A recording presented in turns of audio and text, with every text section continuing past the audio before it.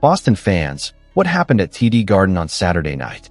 The Boston Celtics suffered their worst loss of the entire season, falling hard to the Houston Rockets by a brutal 128-101. The game wasn't just a defeat, it was a wake-up call. The kind that forces every player, coach, and fan to question what really went wrong. But before we break down the 4 key points behind this collapse, make sure to hit that like button, subscribe to the channel, and click the hype button, because the truth behind this loss is something every Celtics fan needs to hear. Let's start with the biggest problem. The Celtics still can't solve Kevin Durant. From the very first possession, he looked unstoppable. Every shot, smooth. Every drive, calculated. Durant dropped 26 points with effortless control, and the worst part? He barely seemed to break a sweat. Boston tried everything. Gonzalez, Brown, even Horford. No one could slow him down. It's not just about his scoring. Durant dictated the rhythm, pulled defenders out of position, and punished every hesitation. Boston's defensive system simply couldn't contain him. But the nightmare didn't stop there. The Rockets used their size like a weapon. 3 players taller than anyone in Boston's starting lineup, crashing the boards, creating second-chance opportunities, and punishing the Celtics in transition. Houston finished with 15 second-chance points despite shooting 54% from the field. That's dominance. Joe Mazzulla threw double teams, rotations, pressure. Nothing worked. When the Rockets started attacking inside, the Celtics had no counterpunch. Now, some will call this a scheduled loss. And maybe they're right. 5 games in 7 nights, including a grueling battle in Philadelphia just 24 hours earlier, left Boston drained. The Rockets, meanwhile, had 2 full days of rest after their win in Toronto. That difference showed from the opening tip. Boston looked tired, outpaced, and overpowered. But while fatigue explains part of the problem, it doesn't excuse the lack of intensity. This wasn't just exhaustion. It was execution, focus, and effort. Still, there's one silver lining hidden beneath the wreckage. A 3-4 start to the season may not sound impressive, but considering the brutal schedule, it's survivable. The Celtics have already faced some of the toughest teams in the league. Mazzulla is learning what combinations work, which lineups can sustain energy, and how to balance his rotation. If Boston can weather this early storm, December could bring the reset this team desperately needs. Yet here's the real question, the one burning through every Celtics fan's mind right now.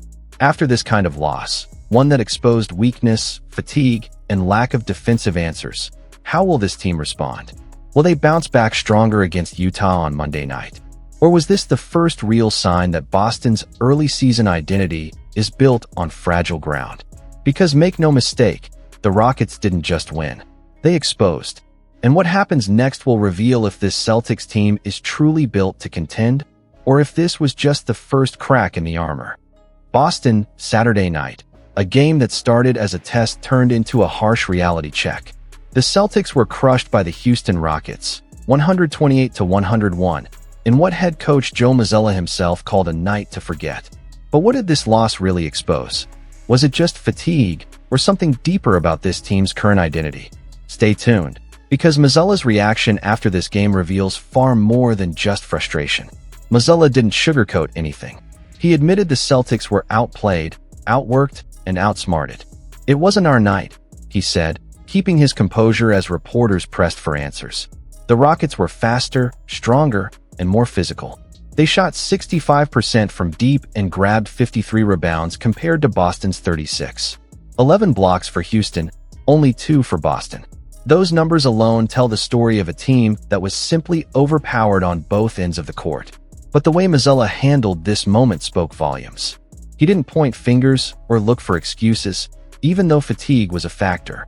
The Celtics were playing their 5th game in 7 nights, and their 3rd in 4. The Rockets, rested and focused, looked like the hungrier team. Yet Mazzulla's tone wasn't one of panic. It was control. It was accountability.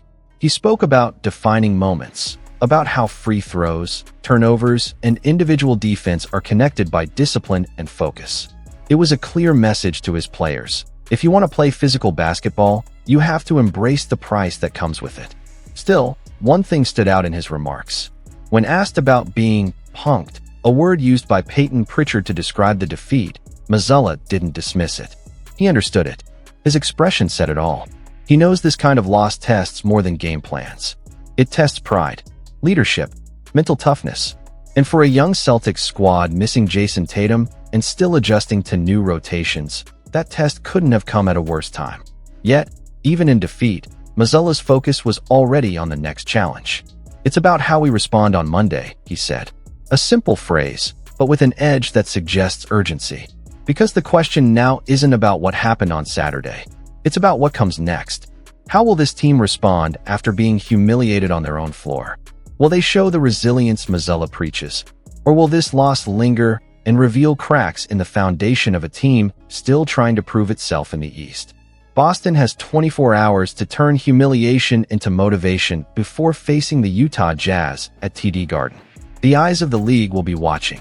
And the real story, the one that could define the early part of this season, begins with how Joe Mazzulla and his players answer that question. The Boston Celtics are once again staring at the same painful question. Who replaces Al Horford? With his minutes being carefully managed and his impact slowly declining, the team knows that a long-term solution inside the paint can't wait.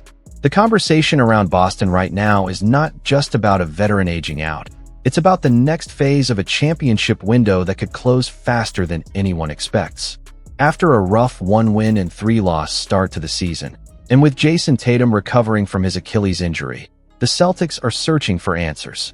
The rebounding has dropped off, the paint presence is thin, and the defensive backbone that once defined this team is showing cracks.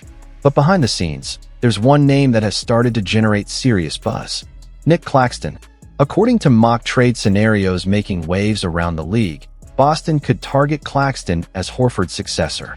The potential deal would send Anthony Simons and a top 10 protected first-round pick from the year 2031 to the Brooklyn Nets in exchange for Claxton. On paper, the numbers make sense. Claxton has averaged 11.1 points, 8.6 rebounds, and 1.7 blocks over the last 3 seasons. He isn't the stretch big that Horford was, but his athleticism, shot blocking, and energy in the paint could give Boston the kind of interior power it's been missing. But here's where it gets complicated. Moving Simons would mean Boston essentially waves the white flag on this season. That's a risky message for a locker room still trying to find its rhythm. Yet, the potential reward is undeniable. Imagine a frontcourt anchored by Claxton alongside a fully healthy Jason Tatum, Jaylen Brown, and Derek White. It's a lineup that screams physicality, speed, and defensive identity. Still, the Nets would not make this trade lightly. After all, the last time Brooklyn made a blockbuster deal with Boston back in 2013, it reshaped the entire future of both franchises. That's the kind of history that lingers. For the Nets, this trade would open $27.6 million in cap space and give them another valuable draft asset. It could set up their next big move, possibly even positioning them to chase a superstar in the coming years. For the Celtics, however, this is not just a trade idea. It's a question of identity. Do they prioritize the future and prepare for life after Horford? Or do they double down on the present, trusting their current core to carry the load until Tatum returns? Because when the dust settles, one thing is clear. Boston can't afford to let its frontcourt weakness define another season. The question now is simple, but urgent. Will Brad Stevens pull the trigger on a move that could reshape the team's next era? Or will the Celtics risk watching their window slowly close while searching for the next Al Horford? And before we wrap up, make sure to hit that like button, subscribe to the channel, and click the hype button. Because if this deal goes down, the entire future of the Boston Celtics could change overnight.